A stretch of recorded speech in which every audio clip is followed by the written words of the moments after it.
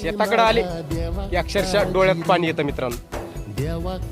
ज्या मालाला आपण रात्रीचा दिवस करून रक्ताचं पाणी करून 4 महिने उन्हात पाणी भरून जगवलंय, तोच माल आज प्रशासनाने पाटाचे पाणी बंद करून जाळलाय. त्याची राख होत आहे.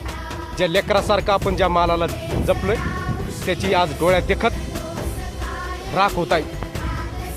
पण या शेतकऱ्याच्या दुःखाकडे कुठला नेता, कुठला आमदार, कुठला खासदार किंवा कुठला पाटबंधारे विभागाचा अधिकारी बघायला तयार नाही. त्यांनी पुढे जनता पाण्या वाचून मरू नये यासाठी धरणामध्ये पाणी स्टॉक ठेवायचं काम चालू केले. परंतु शेतकरी आजच मरतोय हे त्यांना दिसत नाही.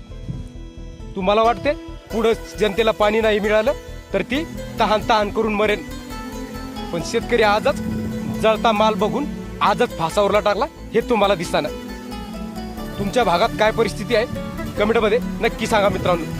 आणि प्रशासनाने हे योग्य केले की चुकीचे हे पण सांगा. आणि हा व्हिडिओ जास्तीत जास्त शेअर करा, म्हणजे झोपल्याला जे प्रशासन जागी होईल आणि पाटाला पाणी सुटेल आणि शेतकऱ्याचा जीव वाचेल. जय जवान जय किसान.